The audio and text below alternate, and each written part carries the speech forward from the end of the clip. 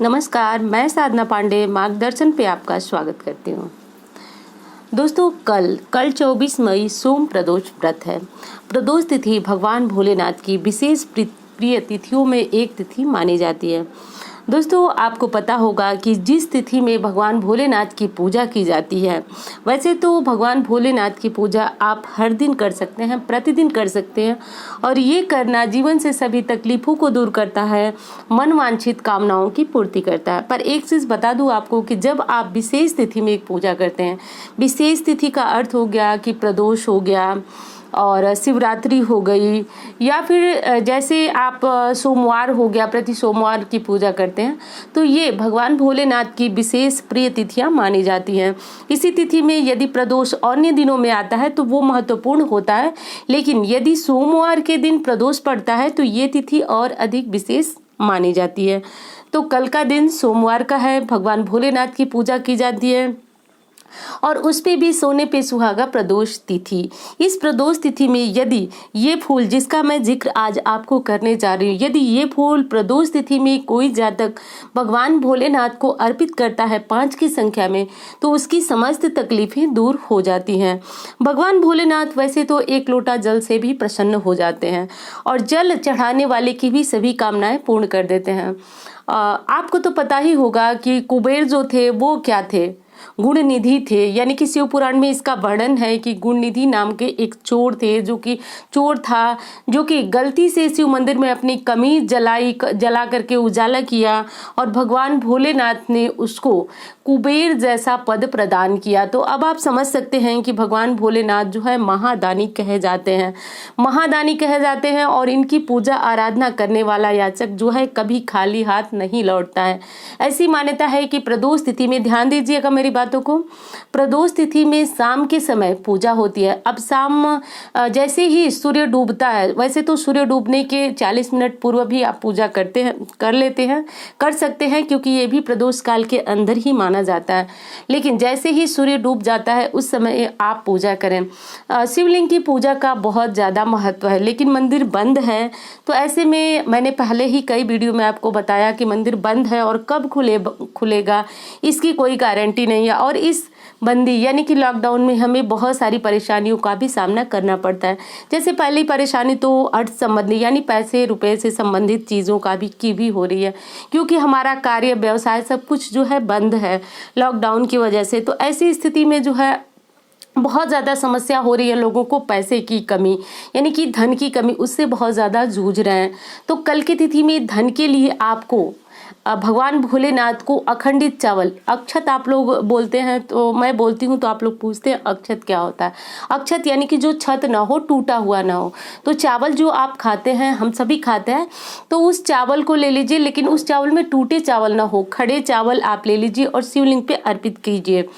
शिवलिंग पे यदि आप खड़े चावल प्रतिदिन अर्पित करते हैं तो घर में स्थिर लक्ष्मी की कृपा होती है। तो इस बात का ध्यान रखें। यदि प्रतिदिन नहीं अर्पित कर सकते हैं तो सोमवार के सोमवार आपको जरूर अर्पित करना चाहिए। यदि लॉकडाउन में कोई छोटा या बड़ा मंदिर आपके यहाँ खुला है तो आप भाग्यशाली हैं। ऐसे में आपको प्रति सोमवार प्रदोष तिथि में भगवान भोलेनाथ का अभिषेक विधिवत करना चाहिए। और धन संबंधी समस्या से जूझ रहे हैं तो जो चावल आता है वो चढ़ाएं। दूसरी चीज है कि धन संबंधी समस्या से निपटने के लिए आपको देखिए, कच्चे रस से अभिषेक करने का शास्त्र में विधान बताया गया कि कच्चे रस यानी कि जो गन्ने का कच्चा रस होता है उससे अभिषेक करने से स्थिर लक्ष्मी की कृपा मिलती है। कहा जाता है कि गरीब से गरीब व्यक्ति भी यदि 40 दिनों तक गन्ने के रस से भगवान भोलेनाथ का अभिषेक करे तो उसके घर में स्थिर रूप से लक्ष्मी पीढ़ियों के लिए निवास करती हैं। लेकिन संभव नहीं है कि आप जो है प्रतिदिन गन्ने के रस का इंतजाम कर सके। तो अब इसमें आप क्या कर सकते हैं, तो देखिए, गुड़, जिसको भेली भी कई जगहों पे बोला जाता है, तो इसको आप ले लें और ले करके इसको पानी में गला लें। गला करके और आप इसे शिवलिंग पे चढ़ाएं तो ये भी कच्चे रस का ही काम करेगा और इससे लक्ष्मी की कृपा होती है। तो गन्ने के रस से आप अभिषेक करना शुरू कर दें। प्रतिदिन यदि आप घर में शिवलिंग रखे हैं तो प्रतिदिन अभिषेक जरूर करें, क्योंकि दोस्तों शास्त्र कहता है कि जो फोटो या मूर्ति से आप पूजा करते हैं वो होती है प्रभावशाली, लेकिन शिवलिंग पे अभिषेक का ही बहुत ज्यादा महत्व बताया गया है शास्त्रों में। तो आप गन्ने के रस से अभिषेक करना शुरू शुरू कर दें। देखिए महादेव कैसे आपकी झोली भरते हैं। और झोली भरने की बात कहूँ तो वो इतना ज़्यादा आपको देंगे जितना ज़्यादा आप कल्पना भी नहीं किए होंगे। यदि आप जीने खाने के बराबर धन की उम्मीद करेंगे तो वो उससे कई गुना ज़्यादा दे देंगे। वास्तविक आपको इनके चमत्कार का अनुभव होने ही लगेगा, ऐसा मेरा मानना है। और हाँ, एक चीज़ और बता दूं कि जब मैं ये वीडियो बनाती हूँ भगवान भोलेनाथ की, उसमें आप लोग अपने अनुभव लिखते हैं, मुझे बहुत अच्छा लगता है। भगवान भोलेनाथ की कृपा से आप लोगों के पास भी इस तरह का अनुभव हो तो ज़रूर लिखिएगा।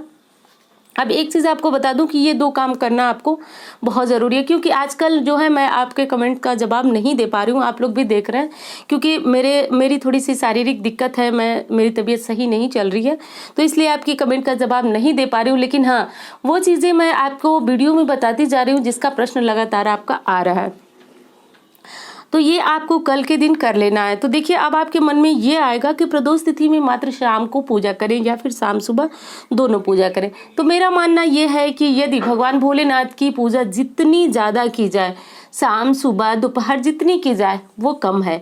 और अभिषेक का ऐसा कोई विधान नहीं है कि आप अभिषेक कब करें, चारों पहरों में अभिषेक हो सकता है। लेकिन यदि आप प्रदोष तिथि में सुबह शाम आप भगवान भोलेनाथ का अभिषेक करते हैं तो बहुत ज़्यादा प्रभावशाली ये अभिषेक माना जाता है। अब शाम के समय आपको जो है भगवान भोलेनाथ को विधिवत अभिषेक करने के बाद श्रृंगार करना चाहिए, क्योंकि प्रदोष तिथि में मैंने बताया आपको कि भोलेनाथ जो है शिवलिंग में निवास करते हैं, इसलिए ही प्रदोष तिथि विशेष मानी जाती है। और इस वेला में आप भगवान भोलेनाथ की विधिवत पूजा करके शिवलिंग के पास हाथ जोड़ करके प्रार्थना करें। आप जिस किसी कामना के लिए प्रदोष का व्रत रख रहे हो, व्रत नहीं रख रहे हो तो भी आप भगवान भोलेनाथ की पूजा करें। देखिए हम इतने सारे व्रत रखते हैं तो आवश्यक नहीं है कि हम प्रदोष का व्रत इसमें रख सकें, लेकिन ये जरूर है कि आप अपने जीवन में मन में रखिए, उद्देश्य रखिए कि मैं अपने जीवन काल में एक बार पूरे साल का प्रदोष करूंगी या करूंगा। ये काफी जो है फलदायी व्रत है। लेकिन प्रदोष का व्रत नहीं रखते हैं तो इसका ये अर्थ बिल्कुल नहीं है कि आप प्रदोष तिथि में पूजा नहीं कर सकते हैं या फिर पूजा का आपको कम लाभ होगा। हाँ, आप जो शुद्ध सात्विक भोजन होता है वो ग्रहण कर लें। शाम का भोजन जो है आप पूजा करने के बाद ग्रहण करें। लहसुन प्याज इत्यादि का सेवन आज के दिन बिल्कुल ना करें। मांस मदिरा इत्यादि से दूर रहें। तो ये काम आपको जरूर करना है, क्योंकि देखिए सावन का सोमवार तो महत्वपूर्ण होता ही है, और प्रदोष तिथि जो हर महीने की आती है वो महत्वपूर्ण होती है। और बैसाख महीने की प्रदोष की बात ही अलग है। बैसाख महीने की जो प्रदोष होती है वह जीवन से सभी कांटा, सभी बाधाएं दूर करने वाली मानी जाती है। तो आपकी जो भी समस्या होगी, हाँ बहुत सारे प्रश्न आ रहे थे कि मतलब लव मैरिज से संबंधित, तो मैं एक मोटे शब्द में आपको बताऊं कि दुनिया की कोई भी ऐसी चीज नहीं है जो भगवान भोलेनाथ आपको प्राप्त न करा सके। यदि आपके भाग्य में होगा, आपकी श्रद्धा सही होगी। और हाँ, आप ऐसा ध्यान रखिए कि आप जो जिस किसी चीज की कामना कर रहे हैं वो कामना जो है वो आपके लिए अच्छी हो। मेरे कहने का अर्थ आप समझ सकते हैं। मैं बस ये कहना चाहती हूँ कि वही चीजें आप मांगे जिसमें दूसरों का नुकसान न हो, इस बात का ध्यान रखें। और रही बात आप शादी करना चाहते हैं, लव मैरिज, तो ऐसे में अपने माँ बाप की जो मंजूरी होती है वो जरूर मान लें। हो सकती है ये बात आपको बुरी भी लग सकती है, लेकिन एक चीज मैं बता दूं, माँ बाप का दिल तोड़ करके या फिर उन्हें उदास करके इस दुनिया में कोई भी बच्चा, बेटा या बेटी सुखी नहीं हो पाएगा। तो सबसे पहले आप अपने माँ बाप का सम्मान करें, उन्हें मनाने की कोशिश करें। अब दूसरी बात कहूँ आपसे कि महादेव को क्या चढ़ाना है, कौन सा फूल। सामान्य देखिए हो सकता है कि आपके विवाह में विलंब हो रहा हो, आप परेशान हो, धन के लिए मैंने बताया ही, कोई भी समस्या हो, संतान नहीं हो, संतान नहीं होने के लिए भी प्रश्न आ रहा है कि कौन सा व्रत रखे। तो शनिवार के दिन जो प्रदोष आता है उस प्रदोष से शुरू करके पूरे वर्ष के लिए आप संकल्प ले लें प्रदोष का। जो भी प्रदोष आता है उसमें महादेव की विधिवत पूजा आराधना करें, अभिषेक करें। इससे महादेव जो है संतान प्राप्ति के लिए ये सबसे बहुत विशेष मतलब व्रत माना जाता है, प्रदोष का व्रत। तो अब आपको ये करना है कि शिवलिंग पे आप सुबह भली भांति अभिषेक कर लें। देखिए मैंने कहा कि आप शिवलिंग इस समय घर में रख लें, यही उचित होगा, क्योंकि मंदिर बहुत जगहों पे खुला है और बहुत जगहों पे नहीं। तो विधिवत आप जो है भगवान भोलेनाथ का पूजा, अभिषेक, अर्चना, जो भी जितनी सारी सामग्री है उससे आप कर लें। पूजा की विधि कहूँ तो सर्वप्रथम आपको जल चढ़ाना है भगवान भोलेनाथ को। उसके बाद आप अगर पंचामृत रखते हैं तो उससे आप अभिषेक करें, यानी दूध, दही, घी, शहद और शक्कर यानी चीनी, इन 5 चीज़ों से भगवान भोलेनाथ को स्नान कराएं, उनका अभिषेक करें। इसके बाद फिर से सामान्य जल और गंगा जल, जल और गंगा जल का अर्थ ये बिल्कुल नहीं है कि आप पहले जल मिला लें फिर गंगा जल, ये गलत तरीका होता है गंगा जल मिलाने का। आप पहले गंगा जल मिला लें और उसमें साधारण जल मिला लें, क्योंकि देखिए कोई भी नहर जो है वह गंगा जी में जाकर के मिलती है तो उससे पूर्व वो नहर ही होती है, लेकिन गंगा जी में मिलने के बाद वो जो है गंगा जल कहा जाता है। तो वही स्थिति है कि यदि किसी जल को आप गंगा जल में मिलाते हैं, गंगा जल में आप असामान्य जल को मिलाते हैं तो वो गंगा जल ही कहा जाता है। तो इस तरह से मिला लें गंगा जल और उससे भगवान भोलेनाथ का अभिषेक करें। अभिषेक करने के बाद अब आप फूल, बेलपत्र, धतूरा, जो चीज़ें आपको मिल सकती हैं इस समय वो चढ़ाएं। भस्म भी भगवान भोलेनाथ को चढ़ाया जाता है, यदि प्राप्त हो तो जरूर चढ़ाएं। और ये सारी चीजें चढ़ाने के बाद मैंने बताया कि अक्षत आप जरूर चढ़ाएं भगवान भोलेनाथ को, इससे उनकी कृपा भी मिलती है और लक्ष्मी कृपा भी प्राप्त होती है। बेलपत्र किस तरह से चढ़ाया जाता है मनोकामना पूर्ति के लिए, ये भी मैंने आपको एक वीडियो में बताया हुआ है, तो नहीं देखे हैं तो आप एक बार भोलेनाथ की पूजा विधि और आगे मार्गदर्शन चैनल का नाम लिख करके आप जब सर्च करेंगे तो आपको भोलेनाथ से जुड़ी हुई जितनी वीडियो है सब कुछ मिल जाएगी और एक एक विधि आप बिल्कुल विस्तार से अच्छी तरह से जान सकते हैं। तो ये कर लें, फूल बेलपत्र सब कुछ चढ़ाने के बाद अब आपको जो चमत्कारी फूल की बात मैं कर रही हूँ वो है समी का फूल। यदि इस समय आपको प्राप्त हो तो समी का फूल जो है आज के दिन 5 की संख्या में 2, 1 जो भी प्राप्त हो, वैसे 5 चढ़ाने का शास्त्रों में विधान है कि यदि किसी दुख से आप पीड़ित हैं, कोई कामना है जो बहुत समय से पूरी नहीं हो रही है और वो पूरा होना हमारे लिए बहुत ज़रूरी है, तो 5 की संख्या में प्रदोष के समय आप भगवान भोलेनाथ पे ये 5 समी के पुष्प चढ़ाते हैं तो आपकी सारी मनोकामनाएं पूर्ण हो जाती है।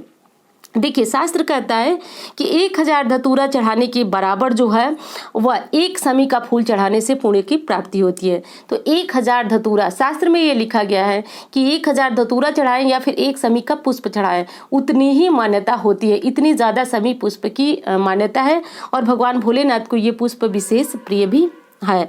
तो आप आज के दिन 1 पुष्प ही ढूंढे, यदि मिल सके तो जरूर चढ़ाएं, नहीं तो समी की पत्तियां तो हर समय मिलती हैं, इसे भी आप भगवान भोलेनाथ पे अर्पित कर सकते हैं।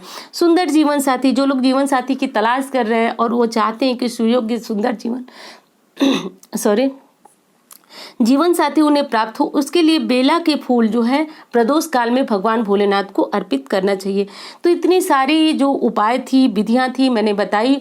एक चीज और बता दूं कि यदि आप तैयारी नहीं कर पाए हैं तो अगले प्रदोष तिथि में, प्रदोष काल में आप ये सारी पूजा विधि कर सकते हैं। वैसे प्रति सोमवार यदि संभव हो तो आप कोई भी मंदिर खुला हो, छोटा हो बड़ा हो, तो आप जरूर जाएं। भले ही कोई मंदिर आपको न मिले तो कहीं पीपल वृक्ष के नीचे भी शिवलिंग रखा होता है, वहीं ही जाए, लेकिन पूजा जरूर करें, क्योंकि ये जो परिस्थितियां हैं, इस परिस्थिति में महादेव की पूजा आराधना ही हमें सभी मुसीबतों से निकाल सकती है। तो इस तरह से करके प्रदोष तिथि में भगवान की पूजा करें। उम्मीद करती हूँ जानकारी आपको बहुत पसंद आएगी। मिलती हूँ इसी तरह की वीडियो के साथ। धन्यवाद।